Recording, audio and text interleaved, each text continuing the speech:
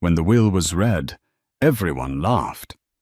Thomas received nothing but a collapsing, rotting barn on a worthless plot of dirt, while his greedy cousins inherited millions. They called him the family fool.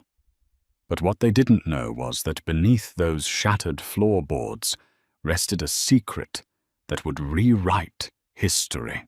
The mahogany-paneled office of Arthur Harrison, attorney at law, smelled of lemon polish and impending betrayal.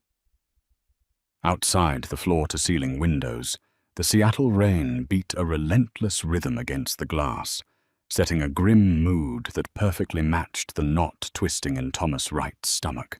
Thomas sat near the back of the room, his worn corduroy jacket damp at the shoulders. Across from him sat his cousin, Gregory Hayes, clad in a bespoke Italian suit that probably cost more than Thomas's truck. Beside Gregory was Jessica Lawson, Thomas's ex-fiancée. She had left Thomas 3 years ago, claiming she couldn't tether her life to a man whose only ambition was playing nursemaid to a crazy old man. Now her hand rested comfortably on Gregory's knee.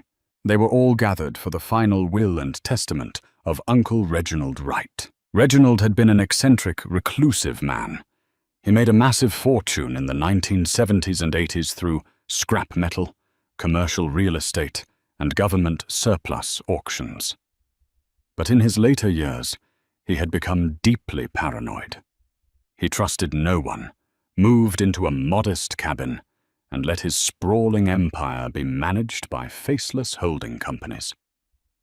When Reginald's health began to fail, Gregory was too busy summering in Ibiza to answer the phone. It was Thomas who dropped out of his structural engineering program at Penn State.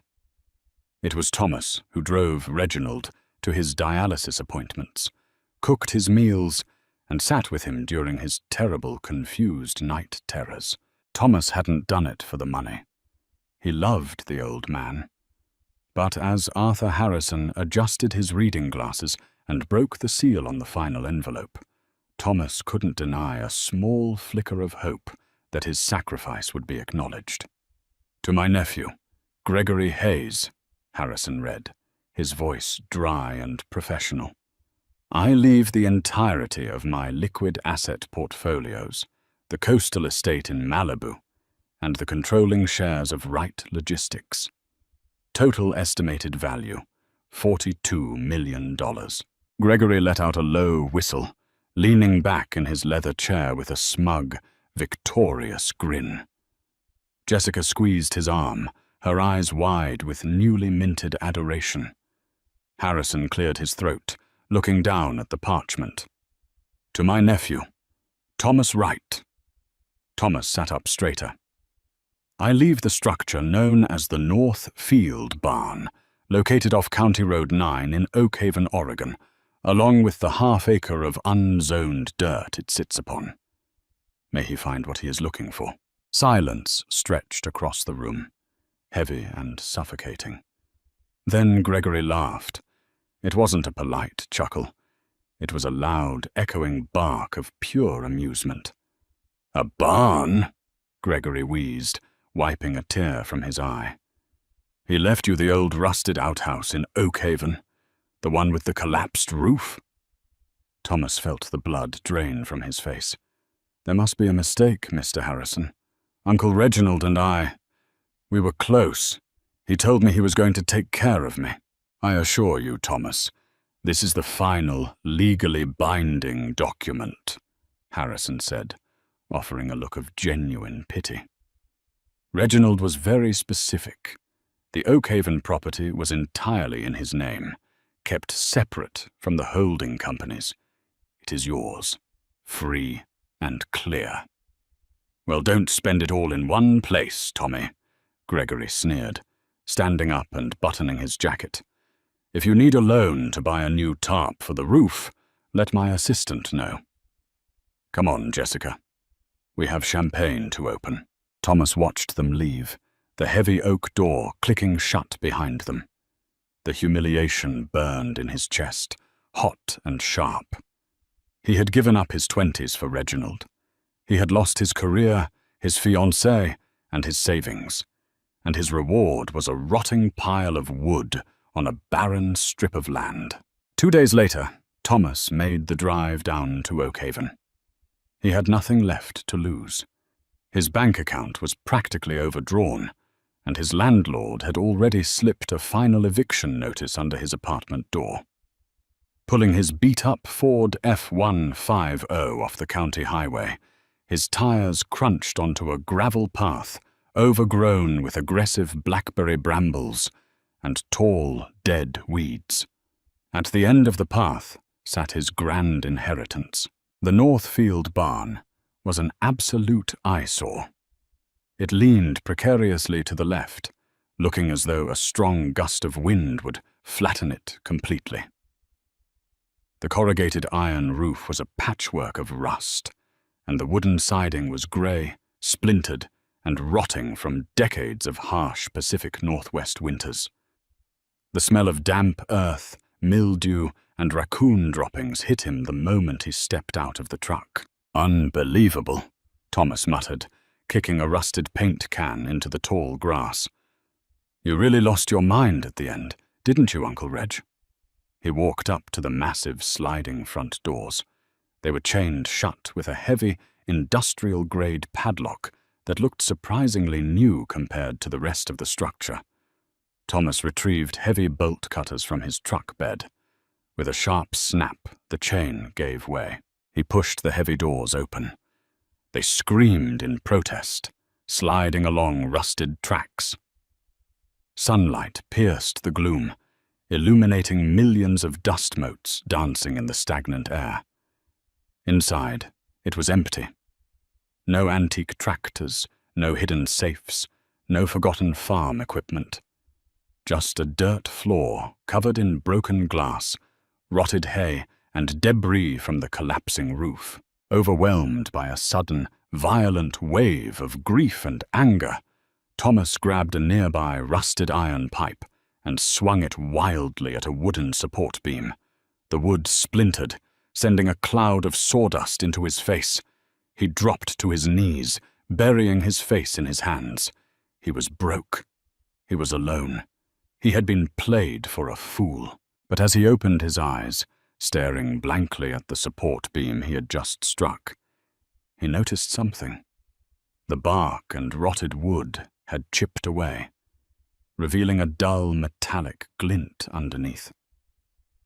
Frowning, Thomas stood up and brushed the remaining wood chips away with his thumb. It wasn't just a wooden beam. The wood was a hollow shell, bolted around a solid steel pillar. And bolted to the steel pillar was a small, tarnished brass plaque. Thomas spit on his sleeve and rubbed the grime off the plaque. Engraved into the metal were 6 words and a series of numbers. "The roots are stronger than the branches. 34128804." Thomas spent the next week living out of a cheap motel on the outskirts of Oakhaven, spending his last few $100s on canned food and cheap coffee. He couldn't stop thinking about the brass plaque. The roots are stronger than the branches.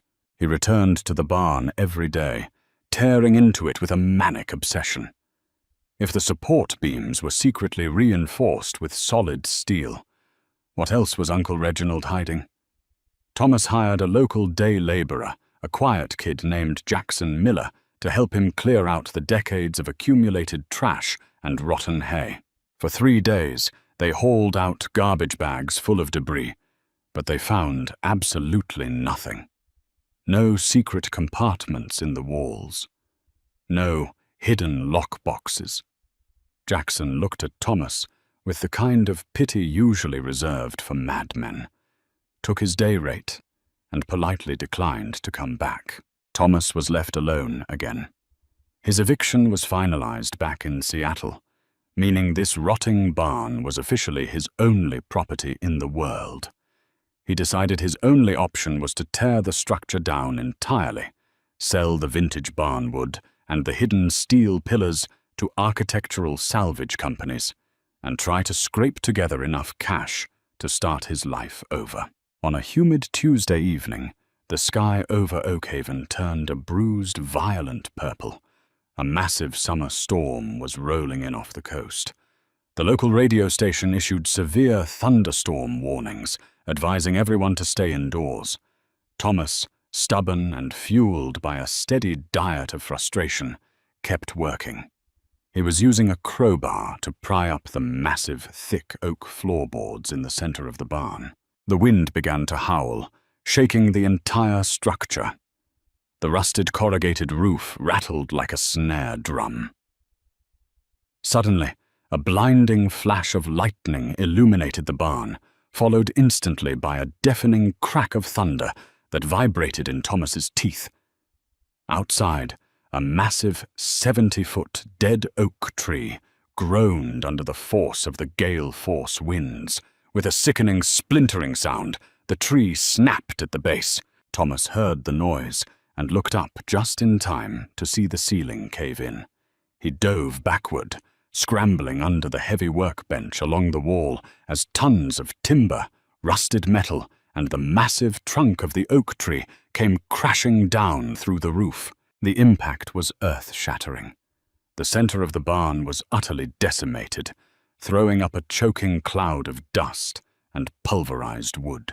For 10 minutes, Thomas stayed huddled under the bench, listening to the rain pour through the massive hole in the roof, his heart hammering against his ribs. When the storm finally passed, leaving a quiet, steady drizzle in its wake, Thomas crawled out from his shelter. The barn was ruined. The giant oak tree lay across the center of the floor, having smashed right through the heavy oak floorboards he had been trying to pry up.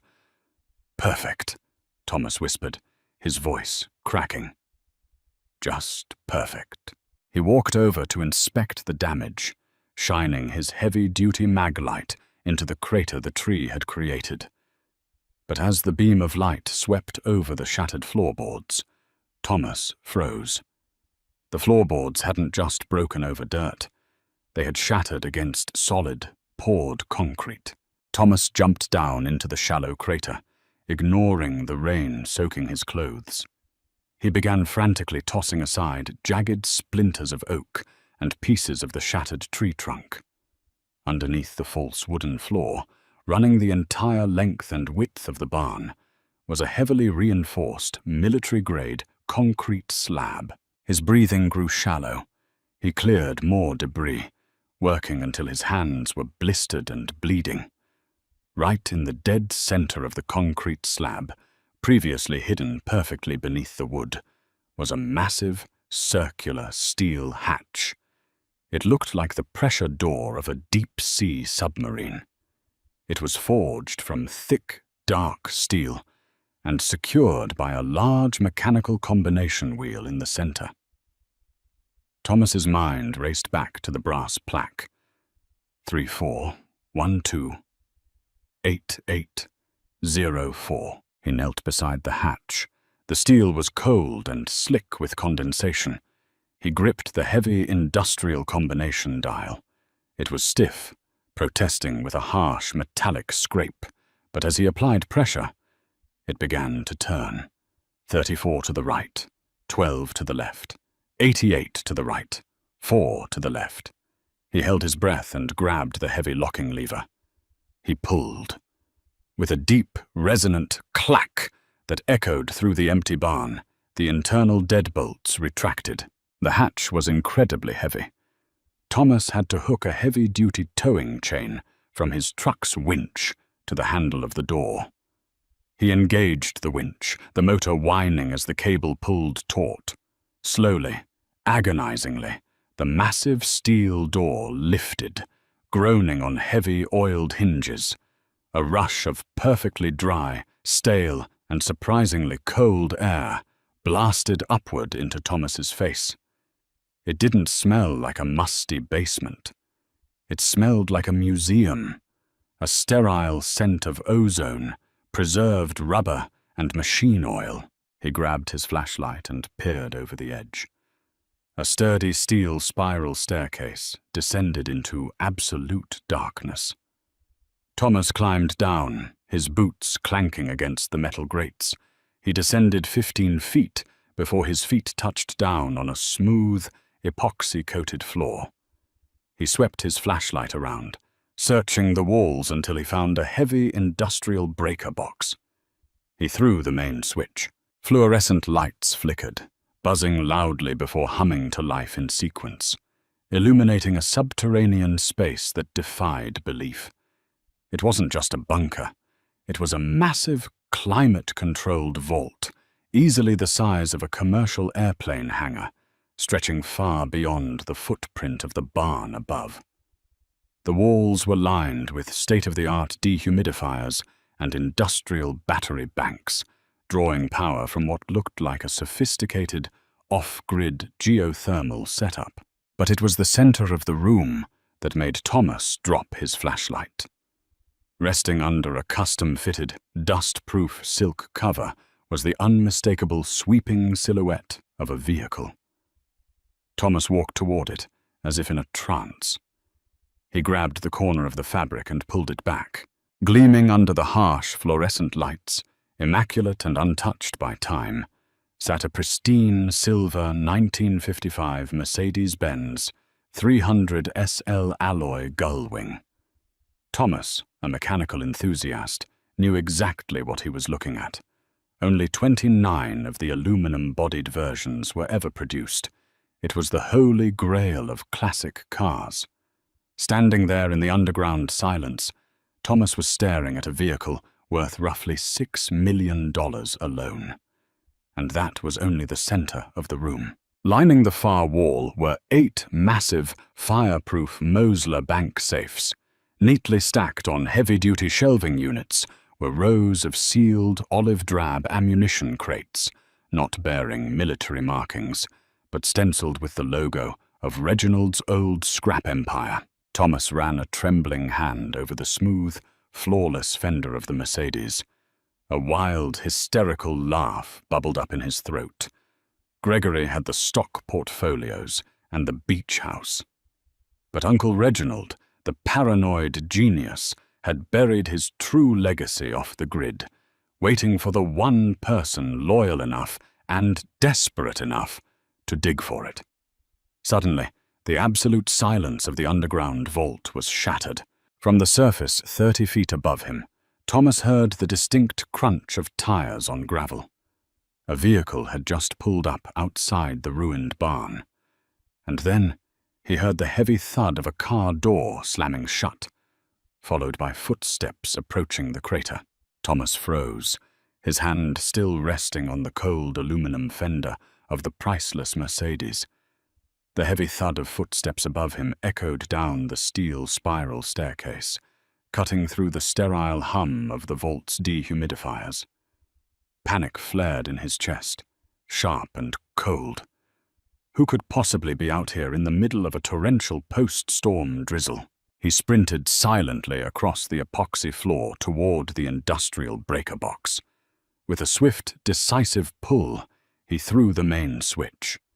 The massive subterranean chamber plunged into absolute, suffocating darkness. Thomas backed away, pressing himself flat against the cold steel of one of the Mosler bank safes, slowing his breathing to a whisper. "Watch your step, it's completely caved in," a voice echoed from above. Thomas felt his jaw tighten. He would recognize that arrogant, nasal drawl anywhere. It was his cousin, Gregory. "I'm telling you, Croft, the old man was crazy, but he wasn't stupid." Gregory's voice drifted down the shaft, amplified by the metal walls. "My lawyers found a discrepancy in the property taxes. Reginald was paying commercial industrial rates on a half-acre of dirt. There had to be an off-books asset cache." A second voice, rough and gravely, responded. "Well, Mr. Hayes, considering the size of this crater and this open blast door, it looks like your cousin already found it." Flashlight beams pierced the gloom, sweeping frantically down the steel staircase. "Tommy!" Gregory shouted, his voice a mix of fury and greed. "I know you're down there. Don't touch a single thing. As the primary executor of the estate, I have legal jurisdiction over any undisclosed assets." Thomas stayed silent. He watched from the shadows as two sets of legs began to descend the spiral stairs. The second man, whom Gregory had called Croft, was moving with cautious professionalism. Thomas recognized the name from Reginald's old business ramblings. Nathaniel Croft was a notorious independent asset liquidator out of Portland, a man who specialized in bypassing probate courts for wealthy, unscrupulous clients. Gregory had brought a shark.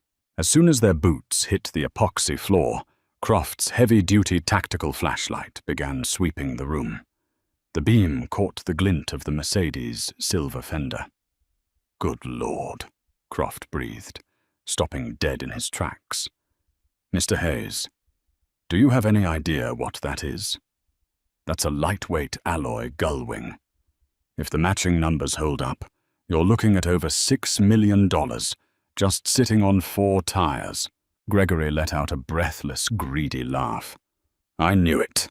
I knew the old battet was hiding the real money. Tommy! Come out here, you pathetic loser. It's over." Thomas had heard enough. He reached out in the darkness, feeling along the wall until his fingers brushed the cold metal of the breaker switch. He slammed it upward. The fluorescent banks buzzed and snapped to life, flooding the vault with blinding white light. Gregory and Croft threw their hands over their eyes, cursing loudly. "Actually, Greg," Thomas said, his voice deadly calm, as he stepped out from behind the bank of safes. "It's not over. It's just beginning, and you are trespassing. Private property." Gregory blinked away the spots in his vision, adjusting the lapels of his expensive rain-spotted trench coat. He sneered, taking a step toward Thomas. "Don't play lawyer with me, Tommy. You own the barn, a barn which is currently smashed to splinters. Everything inside this underground facility is an undisclosed liquid asset, which makes it mine according to the will." "You clearly didn't pay attention in Arthur Harrison's office," Thomas replied, stepping squarely between Gregory and the Mercedes. "The will specifically left me the structure and the dirt it sits upon. It also said, 'free and clear.' This vault is a permanent poured concrete fixture of the property. It's part of the dirt. Legally, you have no claim here. I have the best probate litigators in Seattle on retainer," Gregory spat, his face flushing red. "I will tie you up in court for the next 30 years. I will freeze this entire property until you starve to death in a cardboard box. Croft, start taking inventory. We're moving everything out of here by tomorrow morning." Croft hesitated, looking between the angry millionaire and the determined young man holding a heavy steel crowbar he had picked up from a nearby workbench. "I wouldn't do that, Mr. Croft," Thomas warned, gripping the crowbar tighter. "Oh, please," Gregory mocked, pulling out his cell phone. "What are you going to do, Tommy? Hit us? You don't have the spine. I'm calling the local sheriff to report a theft in progress." "Call them," Thomas challenged, his heart pounding, but his voice remarkably steady. "Let's get law enforcement down here. Let's document exactly who broke into my secure facility. But before you dial, you might want to look at what's inside that glove box." Thomas hadn't actually looked inside the Mercedes yet, but he knew Reginald. Reginald loved theatricality. He loved puzzles. The plaque on the support beam had been the key to the vault. There had to be a master stroke hidden inside his prized possession. Gregory paused, his thumb hovering over his phone screen. He looked at Croft, giving him a sharp nod. Croft approached the gullwing cautiously. He opened the driver's side door. The iconic gullwing door, swept upward with a flawless, silent grace. Croft leaned into the pristine, red leather interior, popped the aluminum glove box, and retrieved a thick manila envelope sealed with red wax. "Hand it here," Gregory ordered, snatching the envelope from Croft. He broke the seal and pulled out a stack of documents, topped with a handwritten letter on Reginald's personalized heavy stock stationery. As Gregory read the first few lines, the arrogant smirk melted off his face. The color drained from his cheeks, leaving him looking sickly and pale under the harsh fluorescent lights. "What?" Croft asked, sensing the sudden shift in the room. "What does it say?" Gregory couldn't speak. His hands began to tremble, the heavy parchment rattling in his grip. "Read it, Greg," Thomas commanded, taking a step forward. "Read it out loud." Gregory swallowed hard, his voice barely a whisper. It's a declaration of fixture." "Read the exact words," Thomas pushed, feeling a surge of adrenaline. Gregory cleared his throat, his eyes darting frantically across the page, as if looking for a loophole. "To whom it may concern, let it be known that all contents within the subterranean Oakhaven facility, including but not limited to the vehicles, bullion, and bearer bonds, are legally classified as permanent fixtures of the real estate, permanently bound to the title of the land. Any attempt to sever these assets from the property will trigger a full liquidation protocol, wherein all contents will be donated immediately to the Oregon Historical Society." Gregory stopped, breathing heavily. Reginald had engineered a legal bear trap. Even if Gregory tried to sue, the assets would be given to charity before they ever reached his pockets. The vault and everything in it was undeniably, bulletproof legally, Thomas's. "Keep reading," Thomas said, intuitively knowing there was more. Uncle Reginald wouldn't just secure Thomas's future, he would address Gregory's past behavior. Gregory's eyes skimmed the rest of the page, and suddenly a look of pure terror washed over him. He dropped the letter onto the hood of the Mercedes and backed away, pulling out his phone with shaking hands. Thomas stepped forward, picking up the heavy stationery. He recognized his uncle's sharp, aggressive handwriting instantly. He read the final paragraph aloud for Croft to hear.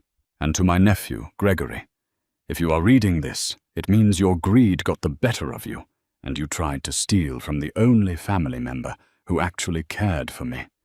You were always too arrogant to read the fine print. You rejoiced when you inherited Right Logistics and my liquid portfolios. But what my holding companies didn't disclose, and what you failed to audit, is the $50 million in leveraged, toxic corporate debt I quietly transferred into those portfolios over the last 3 years. Right Logistics is functionally bankrupt, and as the new controlling shareholder, you are personally liable for the margin calls. I leave you with your vast empire of dust. Checkmate." Silence descended on the vault, heavier than the concrete above them. Gregory had the phone pressed to his ear, frantically yelling at his broker in Seattle, begging for a portfolio status update. The muffled voice on the other end of the line was enough to tell the whole story. Gregory dropped the phone. It shattered on the epoxy floor. He had inherited a sinking ship, a financial black hole that would consume his coastal estate, his Italian suits, and everything else he owned. "You set me up," Gregory whispered, looking at Thomas with wild, desperate eyes. "You and that crazy old man." "I didn't do anything," Thomas said softly, the anger suddenly bleeding out of him, replaced by a profound sense of peace. "You inherited exactly what you earned, Greg. And so did I. Now get off my property." Croft, ever the pragmatist, recognized a lost cause when he saw one. He tipped his hat to Thomas. "Congratulations on the find, Mr. Wright. If you ever need a legitimate broker, you have my card."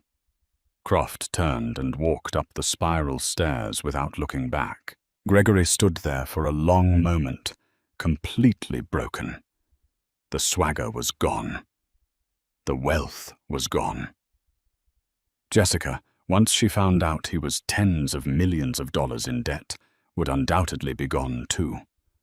Without a word, he turned and trudged heavily up the stairs, disappearing into the rainy night.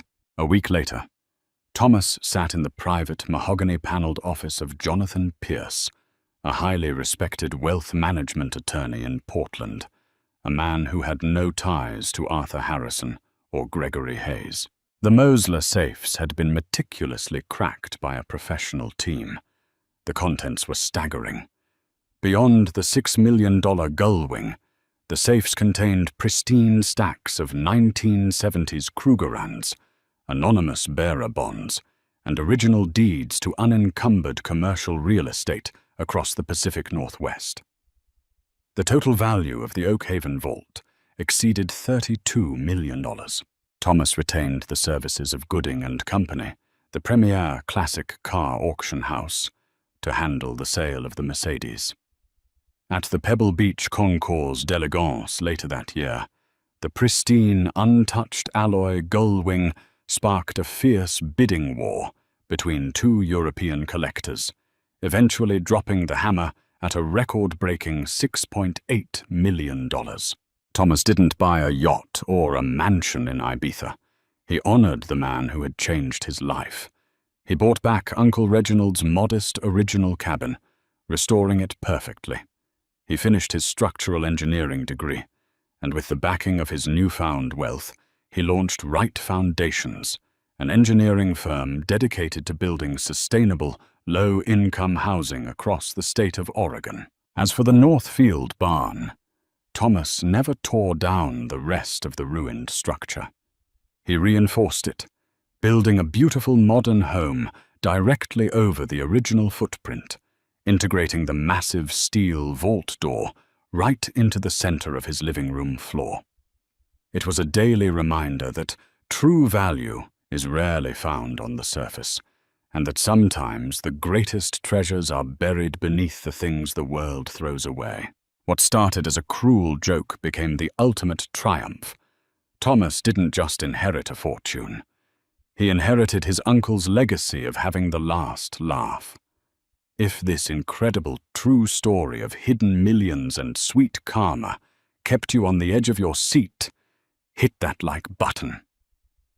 Share this video with someone who loves a brilliant plot twist, and don't forget to subscribe for more unbelievable real-life mysteries. See you in the next one.